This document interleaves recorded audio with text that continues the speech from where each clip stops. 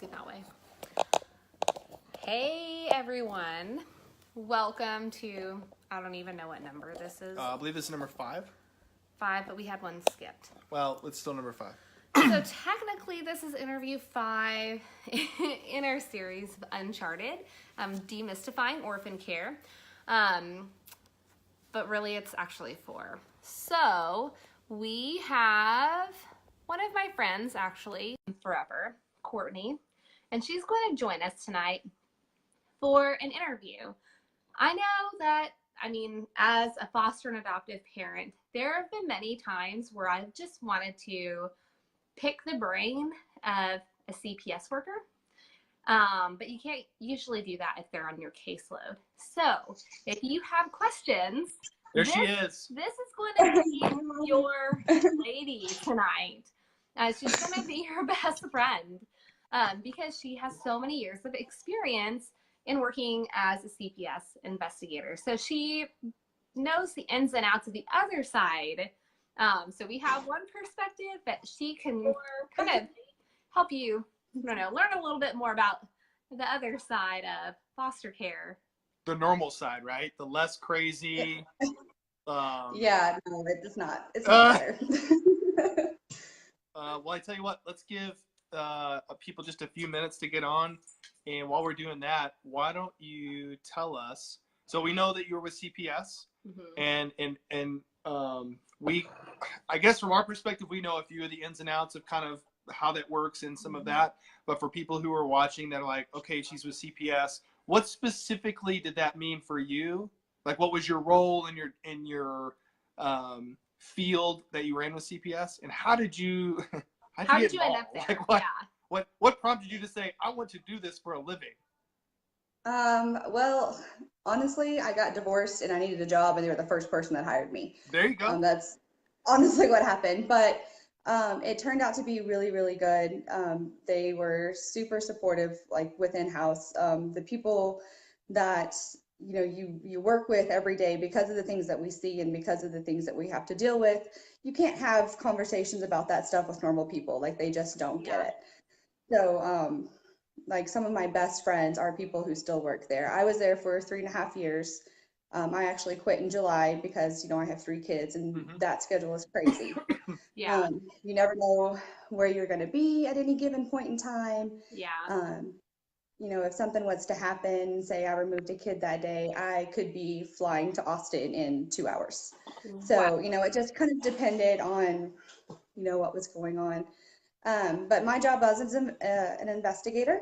No. So anytime a case came in, we would, meet with the kids, meet with the families, determine if there was any basis to anything that the report was. Sometimes there was, sometimes there wasn't. And then we just kind of went from there. Okay. Awesome. So I'm sure it'd be hard to narrow it down to one, but what would you say was one or some of the hardest parts of doing, I guess, the initial investigation part? So you're going to go out and investigate something. What?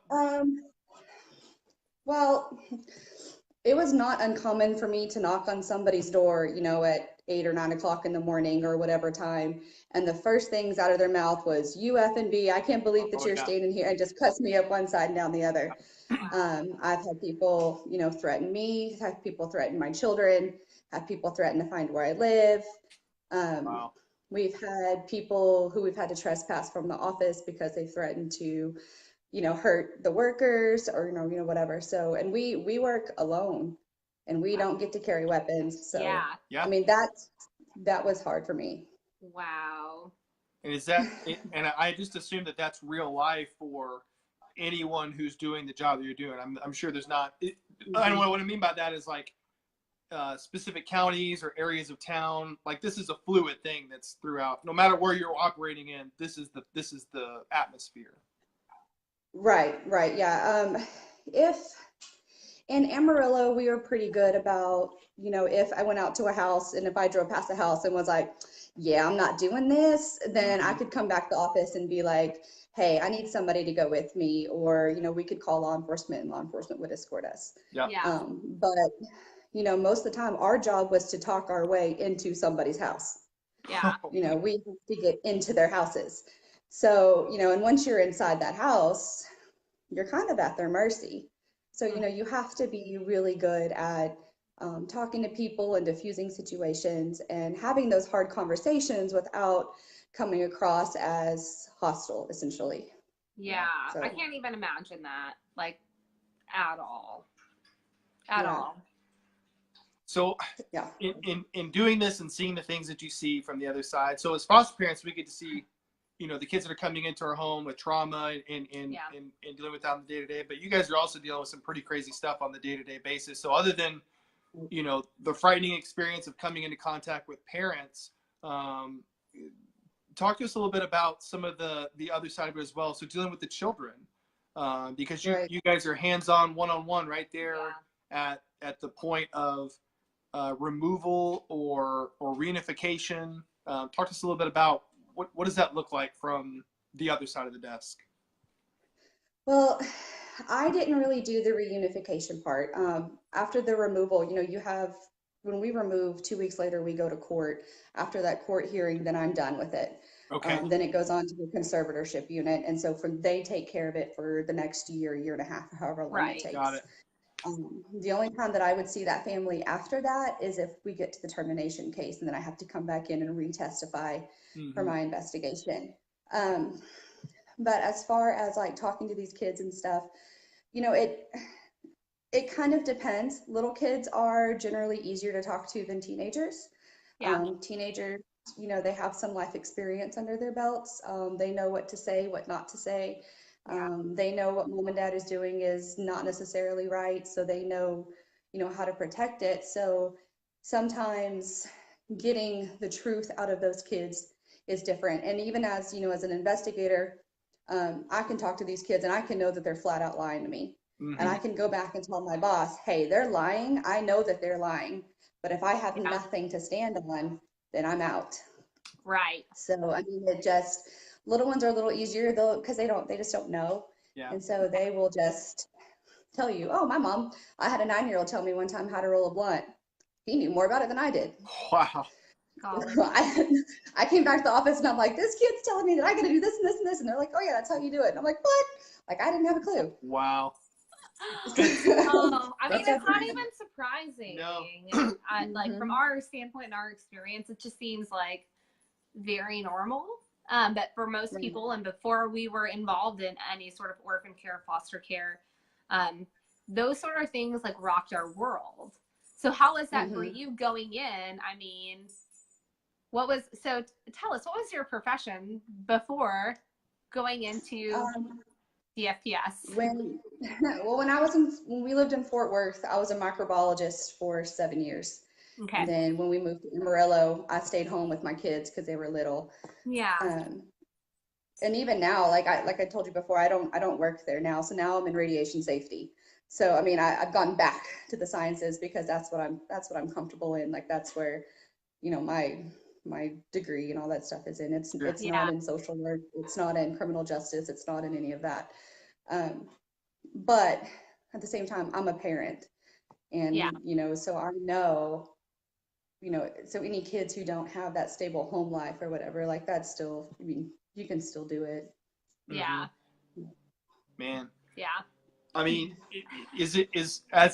so I know the personality differences between men and women. Like for me, I'm able to emotionally disconnect from some situations. But I know that for my wife, I'm not able to do that. My wife is much more difficult. Very hard. Right. So, how hard was that to go into a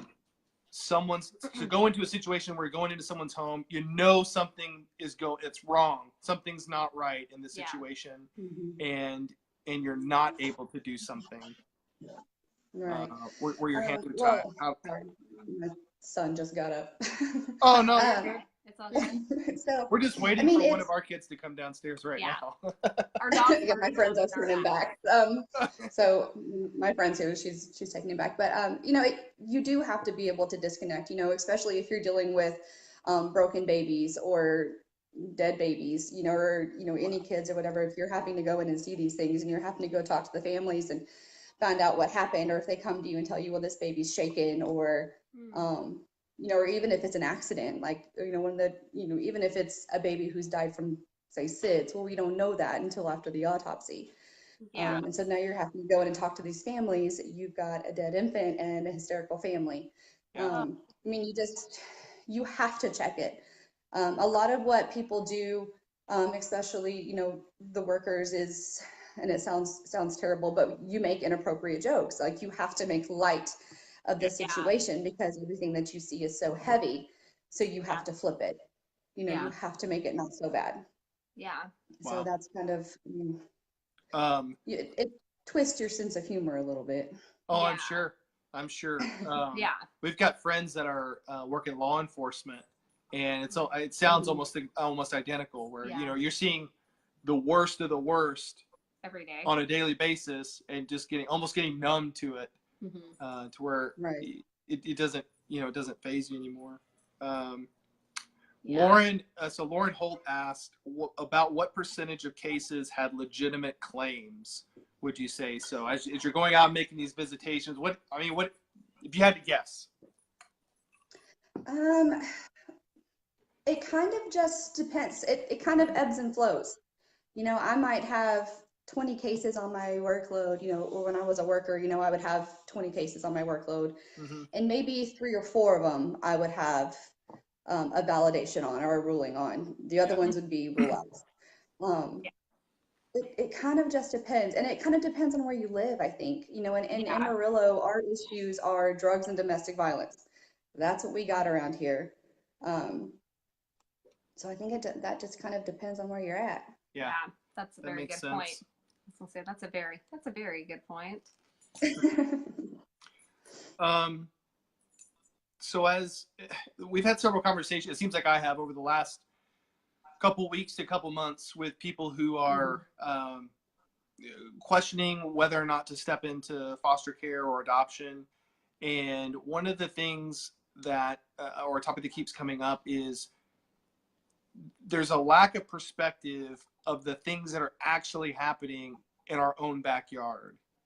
I think a lot of the times we see things on the news or we hear a story from someone and our immediate is like, well, that's maybe happening over there or maybe happening on the other side of the world. But surely that stuff isn't happening, right here in Dallas or Fort Worth or in Texas even. What does that really look like? Is there any truth to that, to what's actually happening right here in our backyards? Is it as bad as we think it is?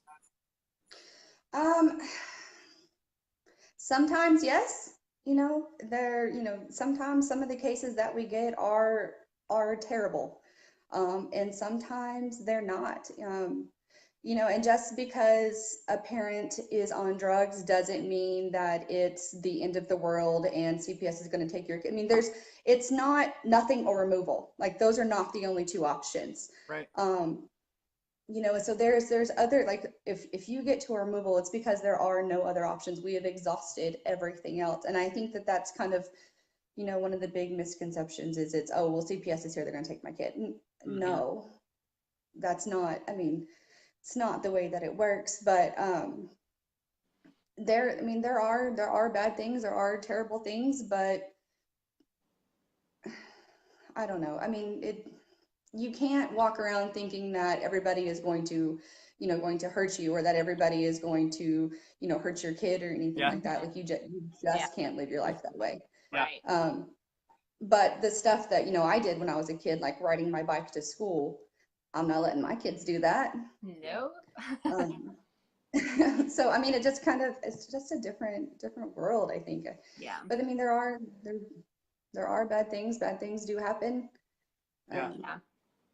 We've been kind of ending the journey of foster care. We're kind of over the next few months as we adopt the last kid that's been in our home. Yeah. That's one of the things we've been talking about, is just kind of taking a step back from actively fostering and really pouring a lot of our effort into equipping other couples and families to be able to begin what we've kind of done the tail end of. Yeah. And so what would, from your perspective, how much of a need is there for foster parents? For good safe, loving foster home? I mean, There is an incredible need for it. In the Panhandle, so CPS breaks the state up into regions, right? So the Right. Panhandle is region 1, and then it kind of breaks down from there. In region 1, we stay at about capacity. I mean, it is not uncommon to put a sibling in, say, for instance, I put a kid in Borger, and then I put his sisters in Wichita Falls. wow. That's 4 hours apart. And their mother lived in Amarillo. So how often do you think these kids are going to see each other, Yeah. let alone see their parents? And so, any kind of visitation or any kind of attachment or anything like that, now you have to realize, okay, now we've taken kids away from their parents, and now we've taken kids away from each other. So, I mean, is that better or worse? But I mean, if you could keep them, and and I know the girls, there's guys here too, but as the investigators here in Amarillo, we would fight to keep our kids together because we know how important that is. But sometimes you just can't. Yeah. And even our placement units, they're pretty good too about, trying to find people who keep them together. Yeah. But but a lot of people can't, they'll say, well, I'll take the baby, but I'm not taking the older ones. That's how we ended up with all of our kids. Yeah. I mean, when everyone wants the littlest one, no one wants all the siblings, no one wants the big kids. I mean, even within like a kinship, a family placement, they're blood relatives. It's really hard. And so we've committed to, we'll keep siblings together, and we see the need. Especially for teenagers, that was almost impossible. They would wind up in a shelter. I can pretty much guarantee it.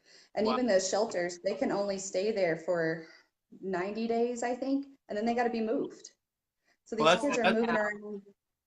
That was going to be my next question. Yeah, that was going to be my next question too. So for regions that are don't have enough foster families for kids to go into, so what happens to a kid? You pull a kid from a home, and there's not a foster family for them to go to. They go to a shelter, or what happens? They go. The first place we can find with the bed is where they go. Wow.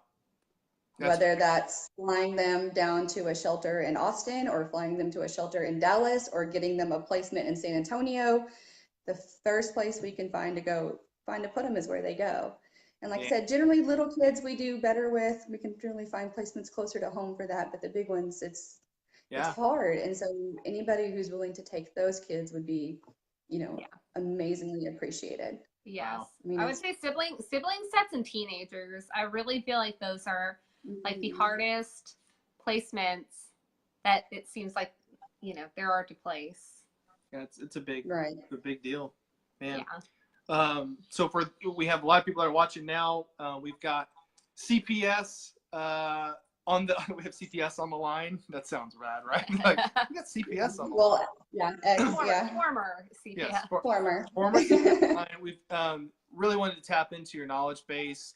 So as for those of you who are just coming in or watching right now, if you've got any questions, we want to open up the last little bit to answer any questions that may be stirring around in your head that we can throw out there. And no pressure. We're going to put these on you, and if you can answer them, awesome. I know there was a lot of tragedy, a lot of heartache and things like that from being in the position that you were in. Was there any story that sticks out to you that was just funny? Like just a situation where, anything humorous that may have happened in your line of work where you're like, I cannot believe this just happened. That's appropriate to tell. What? That would be the issue. One of my very first training cases, I mean, it wasn't even, I was in training. It wasn't me by myself. I had a mentor with me, but we had gone to a house to check on a lady who wasn't supposed to be in the house. It was something weird, like her uncle had made her had a baby, so she wasn't supposed to be at the house with her uncle. I don't know, it was some weird kind of thing like that. But either way, she wasn't supposed to be there. And we knock on the door, and sure enough, she answers the door. So we go inside, and we're sitting there on the couch, and we're talking to her. And about that time, somebody like runs across the hallway. And my mentor was like, well, okay, my mentor was very, he was very brash. There was no filter. Yeah. Seemed So like the right guy for anyway, the this job. person runs, this person runs across the hallway, and he asked her, and he goes, well, who is that? And she goes, nobody. And he goes, yeah, I saw somebody. So he gets up and just starts taking off walking. And so I'm sitting there on the couch by myself, like, I don't really know what to do right now. So he starts like opening doors down this hallway, and she's yelling at him to stop, and he's telling her to shut up, and he's opening doors, and he touches this one door, and it just falls completely, and like just falls. Next thing I know, there's feathers everywhere. These chickens are flying out, everything. I'm like standing up against the hallway, like I don't even know like what to do. And then here comes this duck from the other side, just quacking. Oh my God, that was the worst thing ever. I mean, it was gross, but she's mad because we let all the chickens out, and there's eggs everywhere. Oh my gosh, it was the worst. But That's hilarious. yeah, we get back to the office and we're telling my boss about it. And of course, my boss just looks at me straight face, and she was like, well, who was in the house? And he was like, well, I don't know. I don't know. There's chickens everywhere. I don't know who was in that house. Oh my God. She was mad we didn't know who it was. But yeah, that was my farm animal experience. That is interesting. so Yeah. We have to ask, did you have to take any chickens or geese into custody that day? No, no, we get back in the car, and it was a silent ride all the way back to the office. And I'm like, okay, so Oh my God. now what? And he was like, I don't even know. Oh my God. Okay. Oh Wow. my God. Yeah, I mean, That and is this is wild. crazy. That's wild. That's Yeah. definitely not something that No. anybody else would experience on any like typical day. No, no. That's hilarious. Yeah. No. We've got there's several questions we want to touch real quick.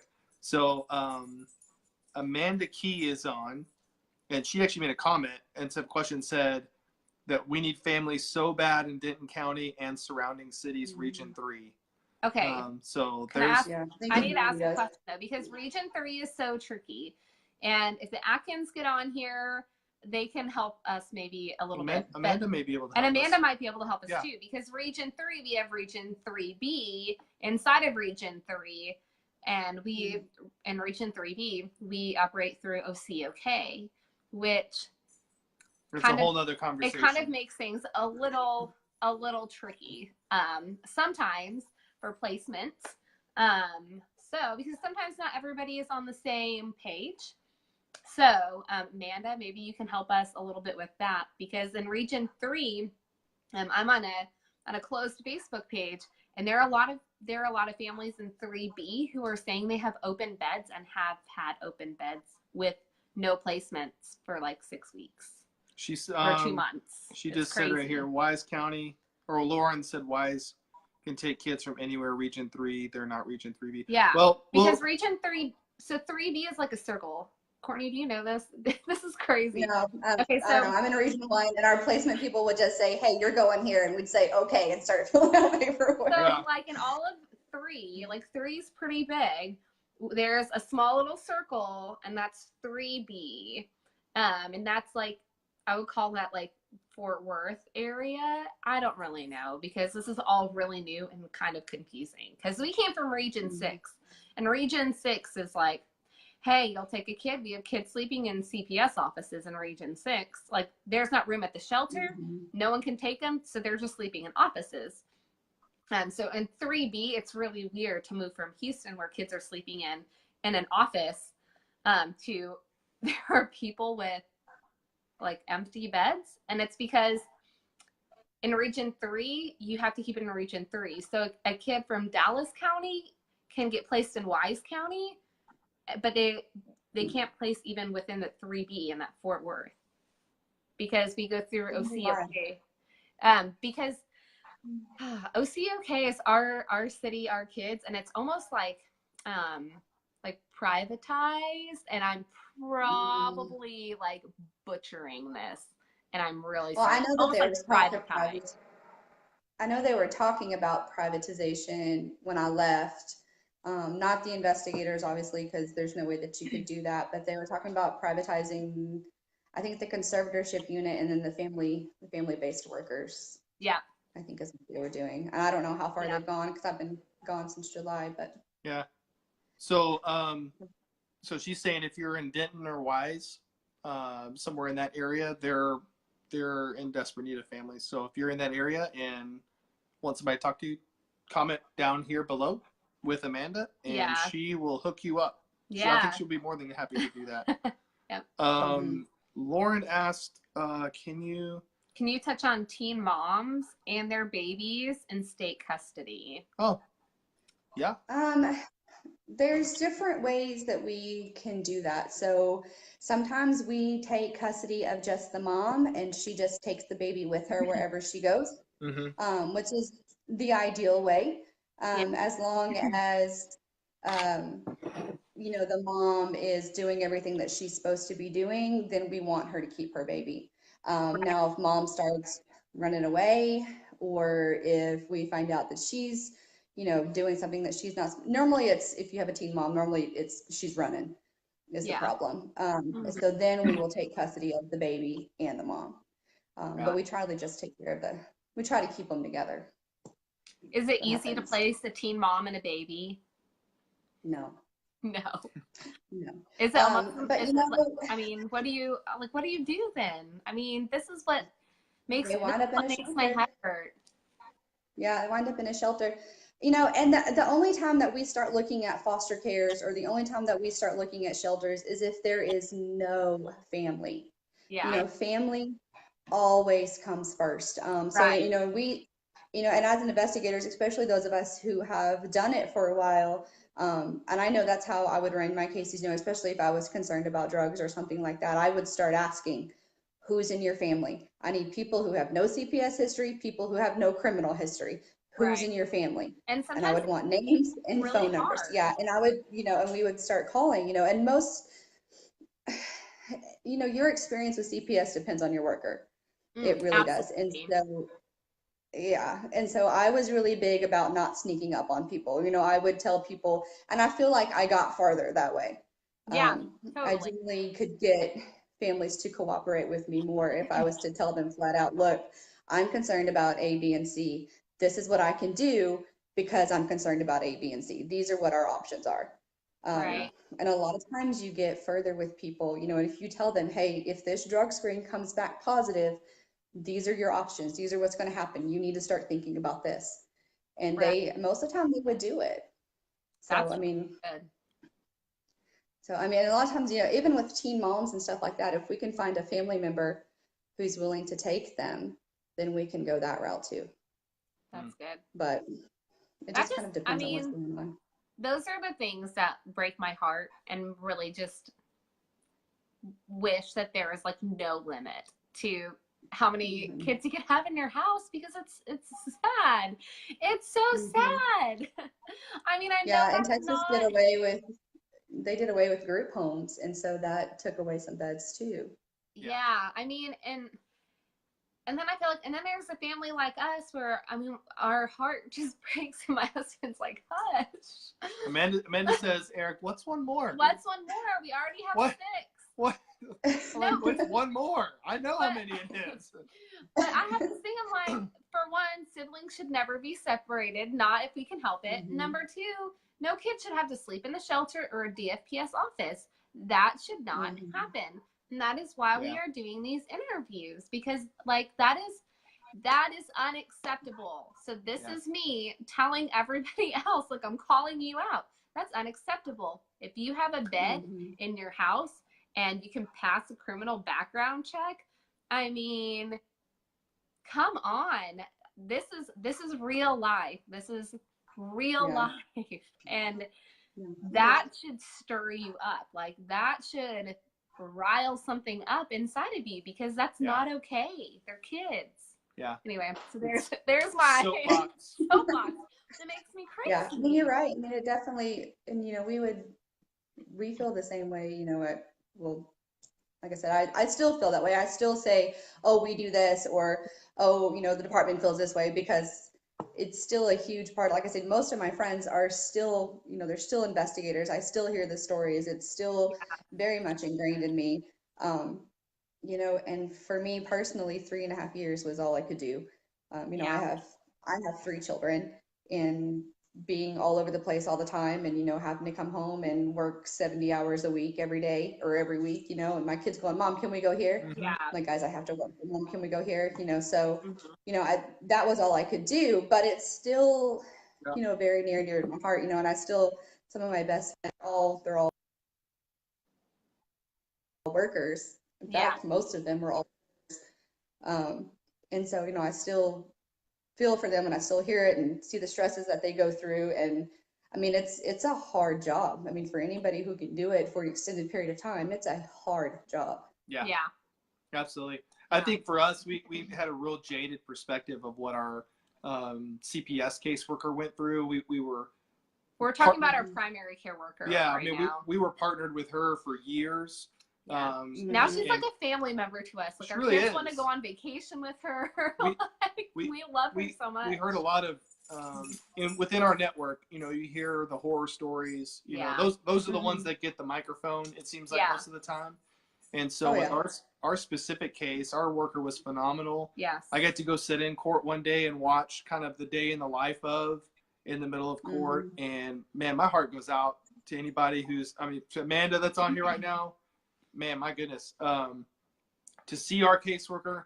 So to give a little bit of perspective, when I sat in the courtroom that day, here our caseworker is standing in front of the judge, surrounded by all of these attorneys, and she's just getting questions fired at her one after the other. Yeah. Almost as if she's on the stand and being put on the spot, and if she doesn't have the exact answer for and not for just our case, she had like 4 or 5 cases that were going on. So for every case, she's got to know all the nuances of and have the correct answers, or she's getting called out right there in the middle of everything. And I'm like, man, I don't even know, because I know she's not making crazy money, and I know the hours that she puts in. Like, she's showing up at our house sometimes real late. When she placed our oldest with us, it was like 9:30 or 10 o'clock at night by the time she got into her house. I mean, so I see her side of it. Getting to hear your perspective, like, man, in my opinion, what you did and what the people who would do that job right now, that's a calling. Like, you're not going to do that just because you want to go do that. Yeah. Like, it seems like. And people think that, oh, well, everybody likes, the attorneys, they're for CPS. No, they're not. Their job is to make us look stupid. Their job is to tear us down and make us look absolutely insane. And, I had to testify in a jury trial one of my times. We got to termination, and it went past termination and into a jury trial. That was it was absolutely terrible.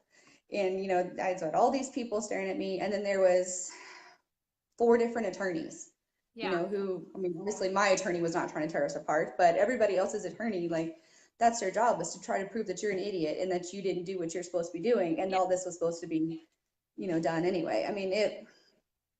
It was crazy. Yeah. Well, and also, just to give some perspective for people who aren't familiar with any of this, when you go to a status hearing or like any court when you're doing foster care,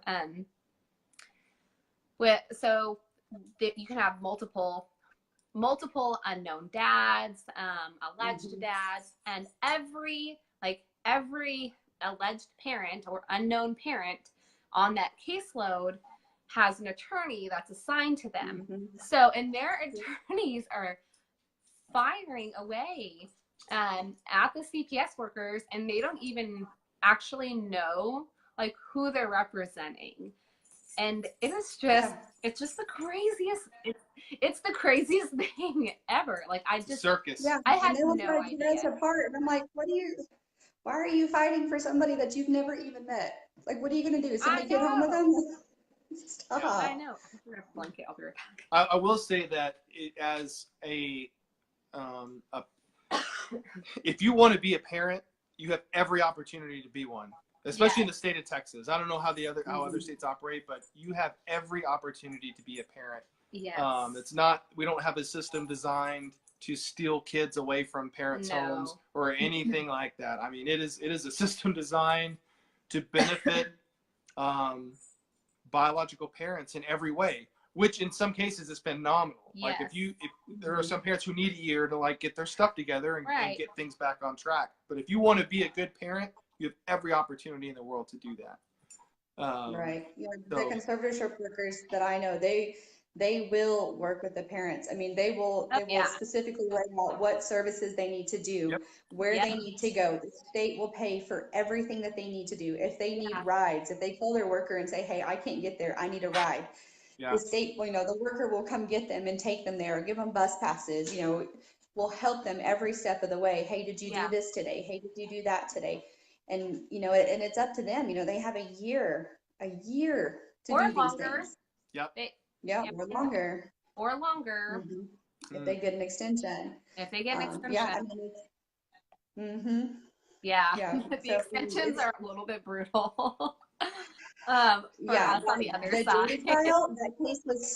The jury trial, that child had been in care for 2 years by the time we got there. So they're asking me things about, well, what did she specifically say? And I'm like, 2 years ago? I don't know. You know how many people I've talked to in 2 years? Yeah.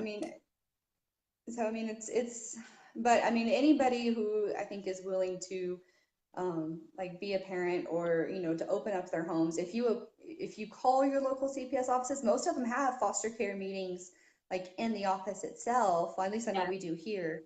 That will give you any information you want, answer any kind of questions you want. And even in the adoption workers and stuff like that, they know everything. And they can tell you anything that you want to know. Yeah, that's awesome. That's just great to know that. I never thought of just calling the CPS office and asking them questions. We went through. Not now. Not now. We went through an agency, so we partnered up with Arrow. So Well, there are a few of them here. So. Well, I tell you what. Thanks for being on here with us. This was a wealth of information. Yes. I feel like we barely scratched the surface of all the ins and outs. I'm sure there's a whole lot of behind the scenes stuff that takes place. What I'd like to do for the people who are watching now or may come watch later, post questions in the comments and we'll follow up with those. If you want to jump in and keep tabs on it, you're welcome to do that too. For anybody who's got questions on, I don't want to call it the crazy side because I feel like what we do is kind of crazy too. Really crazy. But here's some of your stories just now, like. That's really crazy. That may be the crazy side. And then, with Amanda on here too, she said on here that she's a, what was it, a CVS? Temporary conservatorship. So she gets the kids after removal. So Amanda, if you're still on here, maybe you can chime in and answer some of these questions too that people may have coming up. We just want to be able to equip families who are even standing on the edge of orphan care, looking to get involved. And we want to just take all the mystery away from it because there's a lot of misinformation that's out there that's causing people to clam up in fear and say, you know what, I can't do that. That's too crazy. Right. We want to just strip all that away and say, hey, this is actually what it is. We want to normalize it and be able to present it to someone in a way that says, hey, this is actually what it is. And there are people out there who can walk you through that. And so we just want to be a utility for that and be used for that. So man, thank you again. Yes, for coming on, you so taking time out of your much. day. We really appreciate it. It was so important for us. But we just really wanted to get a different perspective because we've been talking to a bunch of like foster and adoptive parents.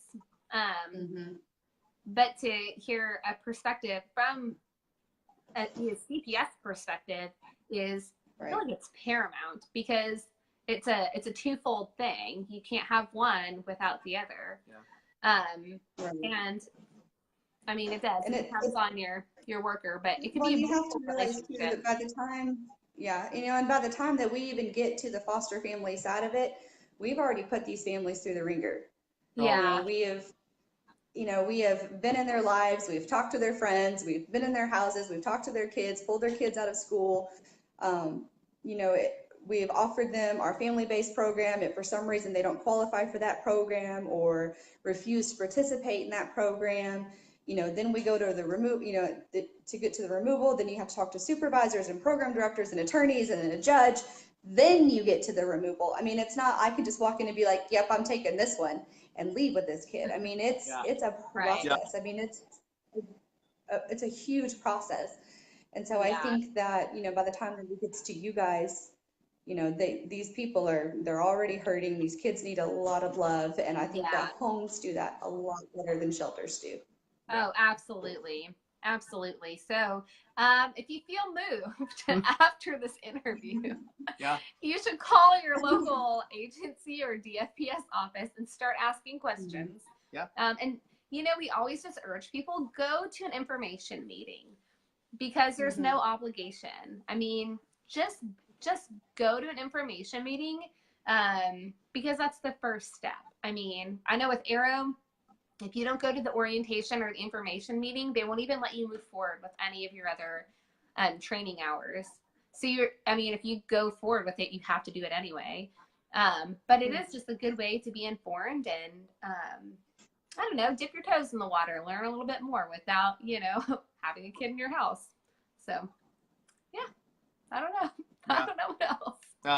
And I think if you even have a small ounce of something inside of you that's like, man, I'm kind of interested in that, because we talk to a whole lot of people that are like, man, I would love to do that, but or man, I wish I could have the emotional level that you do to be able to do that, because I could never do that.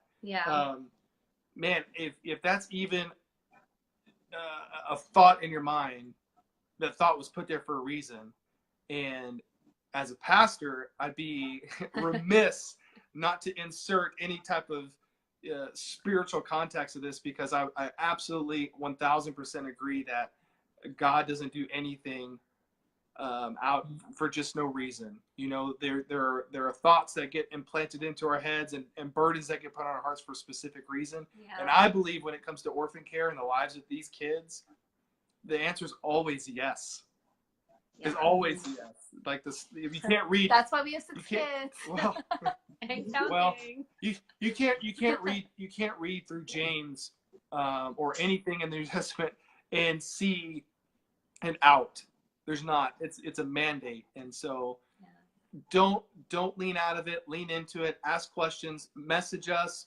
Comment below. Ask questions. Be informed, and we will follow up with some more videos here in the next few weeks. Thank you so much again. Yes, thank you, Courtney, for being on here. Thank you. Welcome.